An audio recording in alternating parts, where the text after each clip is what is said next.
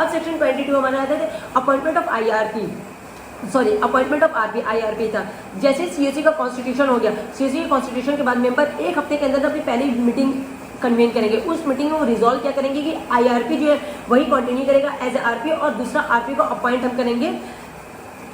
अगर वो मीटिंग में रिजॉल्व कर लेते कि एग्जिस्टिंग आईआरपी ही कंटिन्यू करेगा as RP, existing IRP continue करेंगे एज आरपी, तो वो उनसे रिटर्न कंसेंट ऑब्टेन करेंगे और उसे कम्युनिकेट कर देंगे कॉर्पोरेटर और एडजुडिकेटिंग अथॉरिटी को। लेकिन अगर वो दूसरे आरपी को अपॉइंट करना चाहते हैं तो दूसरे आरपी से रिटर्न कंसेंट ऑब्टेन करेंगे और उसको दे देंगे एडजुडिकेटिंग अथॉरिटी को। एडजुडिकेटिंग अथॉरिटी जो होगा वो उस नाम को रिकमेंड उस नाम को फॉरवर्ड कर देगा बोर्ड को और उनसे उनका कंफर्मेशन मांगेगा। बोर्ड उस नाम के रिसिप्ट के 10 दिन के अंदर अंदर उनको बता देगा कि ये एलिजिबल है to be appointed as RP और नॉट। लेकिन जब तक उनका बोर्ड का डिसीजन बोर्ड फाइनल करके बताता नहीं तब तक जो आईआरपी वही कंटिन्यू करेगा। सेक्शन 23 ये कहते हैं फंक्शंस ऑफ आरपी।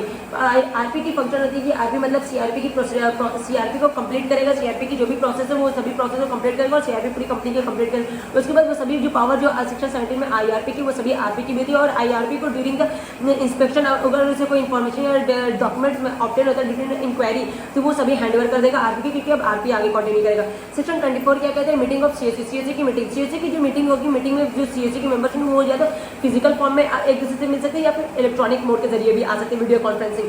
सीएसी की जो मीटिंग कन्वीन करने की रिस्पॉन्सिबिलिटी आरपी की होती है। आरपी जो होगा वो मीटिंग की नोटिस सभी सीएसी के मेंबर्स को देगा, सस्पेंडेड बोर्ड ऑफ डायरेक्टर और पार्टनर्स ऑफ कॉर्पोरेटर को देगा और वो देगा ऑपरेशनल क्रेडिटर या उनके रिप्रेजेंटेटिव को। वो तब देगा जब एग्रीगेट डेप्ट का अमाउंट जो है वो टोटल डेप्ट के अमाउंट का 10% से कम नहीं है तभी देगा। अगर सस्पेंडेड बोर्ड ऑफ डायरेक्टर या पार्टनर्स या फिर ऑपरेशनल क्रेडिटर या उनके रिप्रेजेंटेटिव अगर मीटिंग अटेंड नहीं करते, इसका मतलब ये नहीं था कि मीटिंग हमारी इनवैलिड होगी, मीटिंग वैलिडेट होगी। फाइनेंशियल क्रेडिटर के पास ऑप्शन है कि वो ऑथराइज रिप्रेजेंटेटिव को या फिर रिजोल्यूशन प्रोफेशनल को मीटिंग में अपना रिप्रेजेंटेटिव बनाकर भेज सकते हैं। सेक्शन 25 की ड्यूटी ऑफ रिजोल्यूशन प्रोफेशनल की रिजोल्यूशन प्रोफेशनल की 10 ड्यूटी होती है। सबसे पहली ड्यूटी होती है कि कस्टडी और उसकी कस्टडी और जो कॉर्पोरेट डेटा की सभी एसेट्स है उसकी कस्टडी और कंट्रोल में आ जाएगी रिजोल्यूशन प्रोफेशनल की। रिजोल्यूशन प्रोफेशनल कॉर्पोरेट डेटा को रिप्रेजेंट करेगा, थर्ड पार्टी के रिप्रेजेंट करेगा in front of third party में कॉर्पोरेट डेटा को रिप्रेजेंट करेगा। फिर वो अपॉइंट करेगा अकाउंटेंट या अदर लीगल प्रोफेशनल जो कि स्पेसिफाइड करेगा बोर्ड। फिर वो रेज करेगा interim finance subject to the approval of COC की मीटिंग। वो अटेंड करेगा और कन्वीन करेगा सीओसी की मीटिंग। वो मेंटेन करेगा लिस्ट ऑफ वो प्रिपेयर करेगा इन्फॉर्मेशन मेमोरेंडम और फिर पर्टिकुलर से प्रोस्पेक्टिव रेजोल्यूशन एप्लीकेंट हो गया। फिर प्रेजेंट करेगा सभी resolution time satisfy section 30 subsection 2 to COC और फिर application for avoidance of transaction. अब सेक्शन 25 ए क्या कहते हैं rights of authorise representative of financial creditor जो कि अटेंड करेंगे उनको। तो ऑथराइज रिप्रेजेंटेटिव के पास सभी राइट होती है कि वो वोट भी कर सकते हैं, प्रेजेंट भी कर सकते हैं सीओसी की मीटिंग में उस फाइनेंशियल क्रेडिटर के ब्याह पे जिसने उसे अपॉइंट किया और जो इंस्ट्रक्शन फाइनेंशियल क्रेडिटर उसको दिए उसी इंस्ट्रक्शन के अकॉर्डिंग वो वहाँ पे रिस्पॉन्स करेगा। ऑथराइज रिप्रेजेंटेटिव की ये ड्यूटी होगी कि वो एजेंडा मीटिंग का एजेंडा और मिनट सर्कुलेट करेगा फाइनेंशियल क्रेडिटर को जिस फाइनेंशियल क्रेडिटर ने उसे अपॉइंट किया था।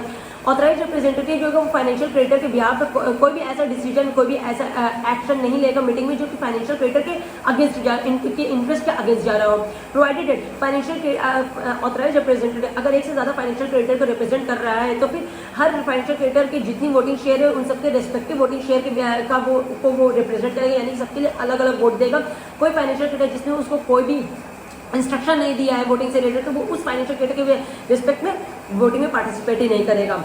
अब उसके बाद आता है सेक्शन 27 जो कहते हैं रिप्लेसमेंट ऑफ रिजोल्यूशन प्रोफेशनल। अगर आरपी को सीओसी को लगे तो वो आरपी को रिप्लेस भी कर सकते हैं। इसके लिए वो जिस आरपी को अपॉइंट करें उस आरपी से रिटर्न कंसेंट ऑब्टेन करेंगे और फिर उसको एडजुडिकेटिंग अथॉरिटी को फॉरवर्ड करेंगे। वही पुराना वाला पहले वाला प्रोसेस वो बोर्ड को फॉरवर्ड करेंगे, बोर्ड 10 दिन के अंदर उनको रिकमेंड करेगा। अगर वो जब तक अपॉइंट नहीं करता फाइनलाइजेशन बोर्ड नहीं करता तो एग्जिस्टिंग आरपी ही कंटिन्यू करेगा। सेक्शन 22 आता है जो 28 है जो कि होता है अप्रूवल ऑफ सीओसी। यहाँ पे कुछ ट्रांजेक्शन या फिर सीओसी की अप्रूवल लेना है। इस सेक्शन को मैंने पढ़ा ही नहीं है, ये मैं एग्जाम के टाइम ऊपर हल्का हल्का देख लेता हूँ क्योंकि मुझे इतना मुझे क्या पढ़े इसलिए मैं इसको छोड़ देता हूँ। अब सेक्शन 29 है प्रिपरेशन ऑफ इन्फॉर्मेशन मेमोरेंडम और रिजोल्यूशन प्लान। यहाँ पे सेक्शन 29 कहते हैं कि आरपी जो है वो प्रिपेयर करेगा इन्फॉर्मेशन मेमोरेंडम जिसमें कंटेन करेगा वो सभी इन्फॉर्मेशन जो कि बोर्ड स्पेसिफाई करेगा for formulating resolution plan. Resolution professional जो होता है वो प्रोवाइड करेगा रिजोल्यूशन एप्लीकेंट को वो सभी इंफॉर्मेशन फिजिकली इलेक्ट्रॉनिक मोड में सब्जेक्ट टू प्रोवाइडेड वो रिजोल्यूशन एप्लीकेंट अंडरटेक करेगा कि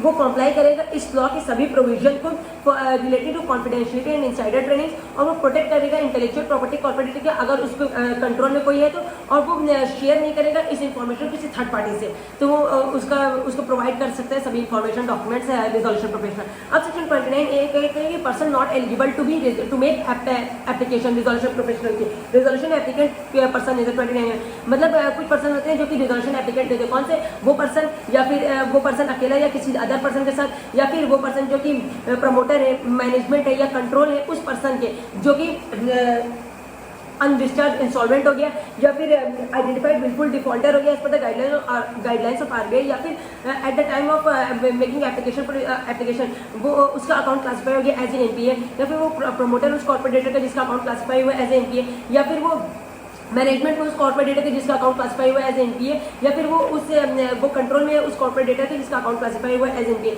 या फिर वो पनिशेबल हो रहे हैं इम्प्रिजनमेंट पनिशेबल हो रहे हैं और कन्विक्टेड हुए किसी ऑफेंस के लिए जो कि पनिशेबल है विद इम्प्रिजनमेंट, जहाँ पे 2 या 2 साल से ज़्यादा की सजा दी गई उस एक्ट में जो कि 12th शेड्यूल में डिफाइन की गई, जहाँ पे 20-25 एक्ट है, आप सेक्शन एक्ट है, आप अगर पढ़ना चाहे तो कुछ को पढ़ सकते हैं, बाकी ये इंपॉर्टेंट नहीं कि कितना अंदर पूछेगा नहीं, एक्ट मैंने बस ऊपर पर देखा है इसलिए मैं इसके बारे में आपको डिटेल में नहीं बता रहा हूँ।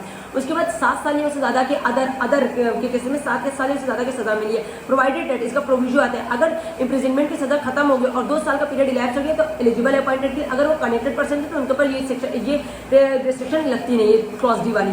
फिर अगर वो डिस्क्वालीफाइड डायरेक्टर है एज पर कंपनीज एक्ट में, लेकिन कनेक्टेड पर्सन है तो उनके ऊपर भी नहीं लगती है। अगर वो प्रोहिबिटेड सेबी के द्वारा प्रोहिबिटेड सिक्योरिटीज में ट्रेड नहीं कर सकता या इन्वेस्ट नहीं कर सकता, डील नहीं कर सकता, या फिर वो प्रमोटर है, मैनेजमेंट है, कंट्रोल है और इस सेक्शन के इस एक्ट के अंदर और उसने अवॉइडेबल ट्रांजैक्शन, प्रेफरेंशियल ट्रांजैक्शन या अंडर वैल्यू ट्रांजैक्शन किया और एग्जीक्यूटिव अथॉरिटी का उसका ऑर्डर उस पर पास हो गया, या फिर उसने डिफॉल्ट किया कोई पेमेंट में, या फिर वो इन ऊपर जितने क्लॉज डिस्कस हमने किए उस क्लॉज के रिस्पेक्ट में किसी कॉरेस्पॉन्डिंग कंट्री में किसी कंट्री के कॉरेस्पॉन्डिंग लॉ में वो कन्विक्टेड हो रहा है, या फिर वो क्या है कनेक्टेड पर्सन है लास्ट, तो वो एलिजिबल नहीं होता है। अब सेक्शन 30 आता है submission of plan, resolution applicant जो है वो अपना रिजोल्यूशन प्लान सबमिट करेगा अलॉन्ग विद एफिडेविट, जहाँ पर वो स्टेट करेगा कि वो एलिजिबल है to be appointed as resolution applicant as per section 29A के अकॉर्डिंग और उसने रिजोल्यूशन प्लान वो देगा रिजोल्यूशन प्रोफेशनल को जो कि उसने प्रिपेयर किया इन्फॉर्मेशन मेमोरेंडम के बेसिस पे। रिजोल्यूशन प्रोफेशनल सभी रिजोल्यूशन प्लान को रिसीव करने के बाद उसको एग्जामिन करेगा कि वो सेटिस्फाई कर रही है पेमेंट ऑफ CIRP कॉस्ट को, इंसॉल्वेंसी रिजोल्यूशन प्रोसेस कॉस्ट को जो कि बोर्ड ने स्पेसिफाई किया उसको पेमेंट करने की बता रहा है, और जो ऑपरेशनल क्रेडिटर है उनको पेमेंट करेगा जो कि बोर्ड ने स्पेसिफाई किया, नॉट लेस देन जो अगर कॉर्पोरेट डेटा अगर लिक्विडेशन में चली जाती है तो जो अमाउंट पे करते हैं ऑपरेशन करो उससे कम नहीं, और जो मैनर लिक्विडेशन के सेक्शन 53 में बताया गया, IBC के सेक्शन 53 में जो बताया गया लिक्विडेशन में जिस मैनर में ऑपरेशन क्रेडिटर को पे कर वही मैनर में रिजोल्यूशन प्लान में भी है, तो इन दोनों में जो भी लोअर जो भी हायर है, और फिर अगर उन फाइनेंशियल क्रेडिटर को जिन्होंने इस रिजोल्यूशन प्लान के अगेंस्ट में वोट दिया तो उनकी पेमेंट किस तरीके से की जा रही है, वो अमाउंट जो होगा वो सेक्शन 53 में जो अमाउंट बताएगा उससे कम नहीं होनी चाहिए। तीसरी, मैनेजमेंट ऑफ अफेयर्स कंट्रोल जो होगा कॉर्पोरेट डेटा का जो मैनेजमेंट कंट्रोल है वो हैंडओवर कर देगा उस रिजोल्यूशन प्रोफेशनल प्लान वो किस तरीके से करेगा वो मैनेजमेंट, और implementation supervision of resolution plan और इस एक्ट किसी भी कॉन्ट्रावेंशन किसी भी प्रोविजन को कॉन्ट्रावेन नहीं करेगा और कंफर्म करेगा अदर रिक्वायरमेंट जो भी बोर्ड स्पेसिफाई करेगा। अगर वो रिजोल्यूशन प्लान सेटिस्फाई कर रहे हैं ऊपर की मतलब सब सेक्शन 2 को सेटिस्फाई कर रहे हैं तो उसको वो कंफर्म कर देगा और उसको प्रेजेंट करेगा बोर्ड में, बोर्ड COC की मीटिंग में। मेंबर्स जो होंगे वो उस रिजोल्यूशन प्लान को पास करेंगे by not less than 66% voting share के जरिए। जो रिजोल्यूशन एप्लीकेंट वो मीटिंग में प्रेजेंट होगा लेकिन वोट नहीं करेगा, पार्टिसिपेट नहीं करेगा अनलेस वो खुद फाइनेंशियल क्रेडिटर हो, और फिर जब मीटिंग में पास हो गया तो यानी कि ये सबमिट हो गया, अप्रूवल हो गया मीटिंग का। अब सेक्शन 31 कहते हैं अप्रूवल ऑफ रिजोल्यूशन प्लान, यानी मीटिंग में पास हो गया तो अब उसको एडजुडिकेटिंग अथॉरिटी के पास सबमिट किया जाएगा। एडजुडिकेटिंग अथॉरिटी या तो उसको अप्रूव करेगी या रिजेक्ट करेगी। रिजेक्ट करते कोई दिक्कत नहीं, अप्रूव करेगी 3 केसेस बनेंगे कॉन्सिक्वेंसेस। पहला है कि ये जो रिजोल्यूशन प्लानिंग वो बाइंडिंग हो जाएगी 3 लोगों पे, कॉर्पोरेट डेटा पे, फाइनेंशियल डेटा और स्टेक होल्डर पे। दूसरा मॉनिटरिंग पीरियड सीज हो जाएगा। तीसरा जो भी फाइंडिंग्स आरपी की थी CIRP वो कॉर्पोरेट डेटा वो सभी हैंडओवर कर देगा वो बोर्ड को। अब सेक्शन 32A आता है जो कहते हैं लायबिलिटी ऑफ प्रायर ऑफेंसेस, यानी कि रिजोल्यूशन प्लान अप्रूव हो गया, मैनेजमेंट वो सब चेंज हो गया, तो मैनेजमेंट अगर चेंज हो गया सेक्शन 31 में रिजोल्यूशन प्लान के अप्रूवल के बाद मैनेजमेंट चेंज हो जाता है तो उस केस में जो प्रायर जो लायबिलिटी हुई जो पुराने मैनेजमेंट की उस लायबिलिटी की रिस्पॉन्सिबल इस मैनेजमेंट तो ये मैनेजमेंट तो रिस्पॉन्सिबल नहीं उन लायबिलिटी के लिए, तो इस पुरानी लाइबिलिटी की कोई भी एक्शन, कोई भी प्रोसीडिंग्स, कोई भी रिकवरी इस मैनेजमेंट से नहीं की जा सकती, यानी कि लाइबिलिटी ऑफ प्रॉफिट रेफरेंसेस से ये पूरी तरीके से फ्री होते हैं। सेक्शन 32A के बाद आता है 33 लिक्विडेशन प्रोसेस। 3 केसेस में लिक्विडेशन हमारा होता है। पहला होता है कि हमने जो प्रिस्क्राइब टाइम है उस टाइम तक में रिजोल्यूशन प्लान सबमिट नहीं किया। दूसरा, मेंबर्स ने सीओसी की मीटिंग में ये रिजोल्यूशन पास कर लिया कि वो लिक्विडेट हो जाना चाहिए, कंपनी को लिक्विडेट कर देना चाहिए। तो जो रिजोल्यूशन पास करें वो not less than 66% of voting share है, यस 66% है। तीसरी सिचुएशन होती है कि हमने रिजोल्यूशन प्लान सबमिट किया था एग्जीक्यूटिव अथॉरिटी के, लेकिन वो रिजेक्ट हो गया, या फिर रिजोल्यूशन प्लान पास तो हो गया लेकिन कॉर्पोरेट डेटर या फिर फाइनेंशियल क्रेडिटर ने रिजोल्यूशन प्लान की किसी एक भी कंडीशन को वायलेट कर दिया। सेक्शन 34 की अपॉइंटमेंट ऑफ लिक्विडेटर। देखो, रिजोल्यूशन प्लान जो कि सीआईपी में अपॉइंट हुआ था वो लिक्विडेटर अपॉइंट हो सकता है सब्जेक्ट टू रिटन कंसेंट अपने एग्जीक्यूटिव अथॉरिटी को सबमिट की हो लिक्विडेटर के तौर पर अपॉइंटमेंट से रिलेटेड। जैसे लिक्विडेटर अपॉइंट होगा, जो बोर्ड और केएमपी होगा उनकी उनकी सारी पावर खत्म हो जाएगी, अब सब लिक्विडेटर अप्लाई करेगा। और जो पर्सनल होंगे कंपनी को वो कोऑपरेट करेंगे लिक्विडेटर से कि वो कंपनी की अफेयर्स को मैनेज करें। फिर जो एग्जीक्यूटिव अथॉरिटी जो होगा वो ऑर्डर पास करेगा रिप्लेसमेंट ऑफ रिजोल्यूशन प्लान का 3 केसेस में। जब रिजोल्यूशन प्रोफेशनल ने जो रिजोल्यूशन प्लान सबमिट किया तो उसे रिजेक्ट कर दिया गया, जब बोर्ड रिकमेंड करेगी रिजोल्यूशन प्लान प्रोफेशनल को चेंज करो, या फिर रिजोल्यूशन प्रोफेशनल ने प्रिस्क्राइब टाइम में रिटन कंसेंट सबमिट नहीं की और उसके बाद अगर नहीं की तो फिर अपॉइंटमेंट वही बोर्ड को रिकमेंडेशन बोर्ड फाइनलाइज करेगा, उसके बाद अपॉइंटमेट के वही सारा प्रोसीजर जो नॉर्मल रहता है। सेक्शन 35 ड्यूटीज होता है लिक्विडेटर। ये सेक्शन को मैंने छोड़ा है, क्या लिक्विडेटर की सबकी ड्यूटी याद करते जाओ, कितना कुछ करेंगे, छोटा था एक तो 4-8 नंबर का आता है। फिर उसके बाद सेक्शन 36 हमारा आता है लिक्विडेशन स्टेट। यहाँ पे मैंने याद किया है वो कि क्या क्या चीजें लिक्विडेशन स्टेट में नहीं आती है, क्या क्या नहीं इंक्लूड है। 3 चीजें होती हैं, एसेट जो कि ओन कर रहा है थर्ड पार्टी लेकिन पोजीशन में, जो कि ओन कर रहा है थर्ड पार्टी लेकिन पोजीशन में कॉर्पोरेट डेटर के, जिसमें सबसे पहले एसेट्स आती है, एसेट जो कि हेल्ड किया ट्रस्ट में, held in trust by any third party. दूसरा उसके बाद बेलमेंट कॉन्ट्रैक्ट या और फिर ऑल वर्कमेंट ड्यू हो गया from gratuity fund, provident fund, pension fund हो गया, और फिर other contractual arrangement which do not stipulate transfer of any title but only use of title हो गया, और फिर कोई भी एसेट जो कि सेंट्रल गवर्नमेंट स्पेसिफाई करेगा in consultation with financial regulator. फिर एसेट्स ऑफ इंडियन और foreign subsidiary of the corporate debtor होगी, और कोई भी एसेट जो कि बोर्ड स्पेसिफाई करेगा। सेक्शन 38 है कंसोलिडेशन ऑफ क्लेम, यानी कि जैसे हमने पब्लिक अनाउंसमेंट हुआ क्लेम को सबमिशन की डेट बताई, क्लेम पब्लिक अनाउंसमेंट के 30 दिन के अंदर हमें क्लेम सबमिट हो जाएगा। फाइनेंशियल क्रेडिटर जो रिकॉर्ड इन्फॉर्मेशन यूटिलिटी के पास डिफॉल्ट उसके साथ करेगा, और ऑपरेशनल क्रेडिटर अदर जो रिकॉर्ड प्रिस्क्राइब किया जाएगा उसके साथ क्लेम को सबमिट करेगा। सेक्शन 39 क्या कहते हैं कि वेरिफिकेशन ऑफ क्लेम, क्लेम को जो डॉक्यूमेंट सबमिट है उसकी बेसिस पे वेरीफाई किया जाएगा कि एक्चुअली में क्लेम है कि नहीं है, सिर्फ ऐसे ही फर्जी तो क्लेम नहीं दी थी। सेक्शन 48 है एडमिशन और रिजेक्शन ऑफ क्लेम, जो रिजल्यूशन प्रोफेशनल को लगेगा, लिक्विडेटर को लगेगा कि कौन सा क्लेम वैलिड है, कौन सा क्लेम इनवैलिड है, वो उसी बेसिस पे उसको एडमिट करेगा, रिजेक्ट करेगा। सेक्शन 41 क्या कहता है कि डिटर्मिनेशन ऑफ क्लेम, सेक्शन 40 में जो क्लेम एडमिट किया उसकी बेसिस पे डिटरमाइन किया कितना क्लेम कॉर्पोरेट डेटर को बन रहा है। सेक्शन 42 क्या कहते हैं कि अपील करेंगे लिक्विडेटर के ऑर्डर के अगेंस्ट, जो उन्होंने जो क्लेम रिजेक्ट किया है, जो एग्रीड पार्टी है वो लिक्विडेटर के ऑर्डर के अगेंस्ट अपील कर सकती है, जो कि सेक्शन 42 में करेगी, जो कि 14 दिन के अंदर करेगी। अब सेक्शन 43 क्या कहते हैं प्रेफरेंशियल ट्रांजैक्शन हमारे बात करते हैं कि अगर लिक्विडेटर या financial resolution professional as the case में भी अगर वो कॉर्पोरेट डेटर की ट्रांजैक्शन को वेरीफाई करता है और इस ओपिनियन में पहुंचता है कि कॉर्पोरेट डेटर ने रिलेवेंट पीरियड में कोई प्रेफरेंस दिया किसी ऐसे ट्रांजैक्शन को जो कि स्पेसिफाइड के सबसेक्शन 2 में, उस पर्सन को जो कि सबसेक्शन 4 में स्पेसिफाई किया, तो वह एप्लीकेशन देगा एग्जीक्यूटिव अथॉरिटी को उन ट्रांजैक्शन को अवॉइड किया जाए और उसके इफेक्ट को रिवर्स कर दिया जाए। अब सबसेक्शन 2 में क्या कहते हैं कि कौन से ट्रांजैक्शन हम डीम मानेंगे प्रेफरेंस दिया, वो ट्रांजैक्शन जिसकी बेसिस पर किसी दूसरे क्रेडिटर को सिक्योरिटी बेनिफिट दिया है, उसको हायर पोजीशन पर रख दिया कि अगर कंपनी लिक्विडेट होती है या सीआरपी में जाती है तो आपको बेनिफिट मिलेगा, आप सिक्योर रहेंगे, आप रिकवरी पहले कर लीजिएगा। सबसेक्शन 3 में होता है कि इन ट्रांजैक्शन को प्रेफरेंस नहीं मानते जो कि ऑर्डिनरी कोर्स में होंगे, या फिर कोई ट्रांजैक्शन ऐसा जो कि नया लोन जो कि शो कर रहा है कि हमने कोई नया लोन क्रिएट किया है, या फिर हमने कोई लोन लिया है किसी ऐसी प्रॉपर्टी के जो कि एक्वायर करेंगे उसको मॉर्गेज कर दिया, तो जैसे वो प्रॉपर्टी हम एक्वायर करेंगे उसके 30 दिन के अंदर हम इन्फॉर्मेशन यूटिलिटी के पास उसकी डिटेल अपलोड कर देंगे। सबसेक्शन 4 क्या कहते हैं रेलेवेंट पीरियड क्या होता है, अगर रिलेटेड पार्टी से किया तो सीआरपी से पहले 2 साल के अंदर किया अगर ट्रांजैक्शन तो प्रेफरेंस आ जाएगा रिलेवेंट पीरियड, और फिर अदर केस में 1 साल हो गया। सेक्शन 44 के कहते हैं ऑर्डर क्या हो जाएगा, एग्जीक्यूटिव अथॉरिटी उसके आगे उस ट्रांजैक्शन को रिवर्स कर देगी, वॉइड कर देगी, यानी कि उसके सभी जो ट्रांजैक्शन से रिलेटेड कोई भी एक्टिविटी कोई भी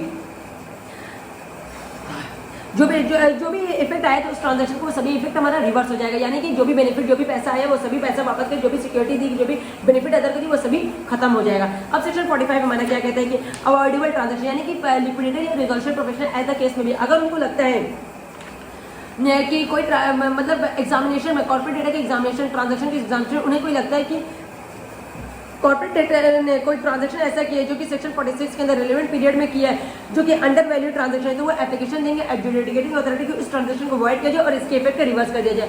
अंडर वैल्यू ट्रांजैक्शन कौन से होते हैं? या तो कॉर्पोरेट डेटर किसी दूसरे को गिफ्ट दिया हो, या फिर कॉर्पोरेट डेटर ने कॉर्पोरेट डेटर ने उस एसेट्स को ट्रांसफर कर दिया कंसिडरेशन में किया, लेकिन वो कंसिडरेशन जो चार्ज करो वो एक्चुअल में बहुत कम कंसिडरेशन चार्ज करो, यानी कि एक तरीके से फ्री हो गया, तो उन्हें हम अंडर वैल्यू ट्रांजैक्शन कहते हैं। सेक्शन 46 हमारा क्या कहते हैं कि ऑर्डर क्या आएगा, वही रिलेवेंट टाइम हमारा क्या कहते हैं, रिलेवेंट टाइम क्या आएगा कि 2 साल और 1 साल कहते हैं। 47 हमारा क्या कहते हैं कि एप्लीकेशन देगा कौन, क्रेडिटर और मेंबर देंगे फॉर अंडर वैल्यू ट्रांजैक्शन कहते हैं। जहाँ पे अंडर वैल्यू ट्रांजैक्शन हुआ है लेकिन आरपी और लिक्विडेटर ने उस ट्रांजैक्शन को रिपोर्ट ही नहीं किया, तो एप्लीकेशन क्रेडिटर या member of corporate debtor application देता है एडजुडिकेटिंग अथॉरिटी को कि ये ट्रांजैक्शन अंडर वैल्यू और इसको वॉइड कर दिया जाए और इसके इफेक्ट को रिवर्स कर दिया। उस एप्लीकेशन के एग्जामिनेशन पे अथॉरिटी को लगता है कि हाँ एक्चुअल में अंडर वैल्यू ट्रांजैक्शन हुआ था और जो लिक्विडिटी या रिजोल्यूशन प्रोफेशनल उनके पास नेसेसरी इन्फॉर्मेशन थी या उनके पास पूरी अपॉर्चुनिटी थी कि वो नेसेसरी और इन्फॉर्मेशन उस ट्रांजैक्शन से रिलेटेड ऑब्टेन कर सकते हैं और रिपोर्ट कर सकते हैं, लेकिन उन्होंने रिपोर्ट नहीं किया, तो वो ऑर्डर पास करेगी कि उन लिक्विडेटर और रिजोल्यूशन प्रोफेशनल के अगेंस्ट डिसिप्लिनरी एक्शन लिया जाए और ट्रांजैक्शन को अवॉइड किया जाए। अब सेक्शन 48 के ऑर्डर क्या आएगा अंडर वैल्यू ट्रांजैक्शन के रिस्पेक्ट में? ऑर्डर आएगा सभी जो भी पुराना इफेक्ट आया तो उस ट्रांजैक्शन को सभी इफेक्ट को नल एंड वॉइड कर दिया जाएगा और रिस्टोर कर दी जाएगी सारी पोजीशन वापस से।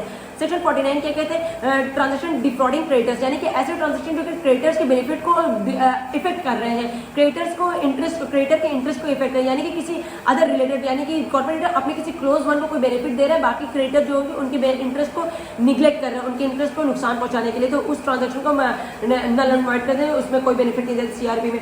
फिर सेक्शन 50 हमारा क्या कहते हैं कि एक्सटॉर्शनेट क्रेडिट ट्रांजैक्शन, यानी कि हमने सीआईआरपी के 2 साल के अंदर हमने कोई ऐसा ट्रांजैक्शन किया जहाँ पे एक्सेसिव इंटरेस्ट रेट चार्ज हो रहा है, यानी कि कोई ट्रांजैक्शन कोई लोन मॉर्गेज किया अगर प्रॉपर्टी और एक्सेसिव इंटरेस्ट रेट पे, तो उस केस में ये ट्रांजैक्शन इसे कहते हैं एक्सटॉर्शनेट क्रेडिट ट्रांजैक्शन। सेक्शन 51 क्या कहते हैं? एपलेट मतलब ऑर्डर क्या है एडजुडिकेटिंग अथॉरिटी का इस ट्रांजैक्शन के लिए, वो क्या करेगा कि इस ट्रांजैक्शन को वॉइड कर देगा या फिर इसकी प्रिंसिपल और इंटरेस्ट दोनों ही अमाउंट को वेव ऑफ कर देगा या इसके टर्म्स को मॉडिफाई कर देगा या फिर पूरे ट्रांजैक्शन खत्म करके रिस्टोर कर देगा सारी पोजीशन को पहले ट्रांजैक्शन से पहले जो थी। अब सेक्शन 52 क्या कहता है कि सिक्योर्ड क्रेडिटर्स इन लिक्विडेटर, यानी कि जो फाइनेंशियल क्रेडिटर की सिक्योर्ड है किसी प्रॉपर्टी के अगेंस्ट, तो उनके पास 2 ऑप्शन होता है। पहला या तो वो उस सिक्योरिटी को खुद ही रियलाइज करके खुद ही अपनी वैल्यू अपनी रियलाइज करके अपने आप को सेटिस्फाई करे जो भी डेट बना उससे, दूसरा वो उस सिक्योरिटी को हैंड ओवर करके लिक्विडेटर को, लिक्विडेटर उसको रियलाइज करके सेक्शन 53 के अंदर उनको डिस्ट्रीब्यूट करें।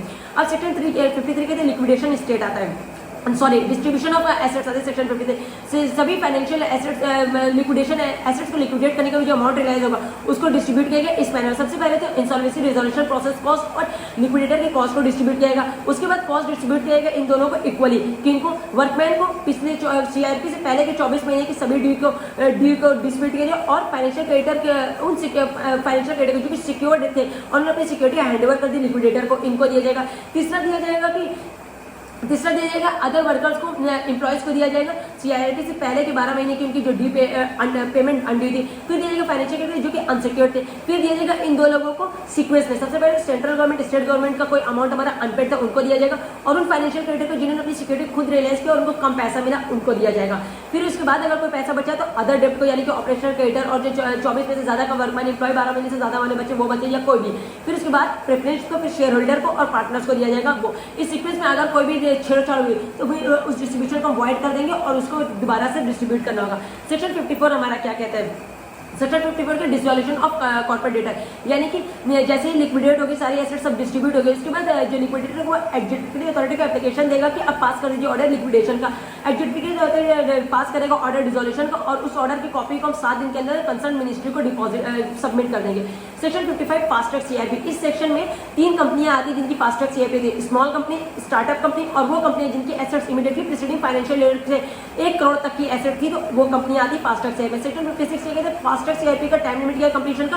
फास्ट ट्रैक सीआईपी हमारी जो कंप्लीट होगी वो 90 दिन के अंदर होगी। नॉर्मल 180 दिन है, यहाँ पे 90 दिन के अंदर फास्ट ट्रैक सीआईपी हमारी कंप्लीट होगी।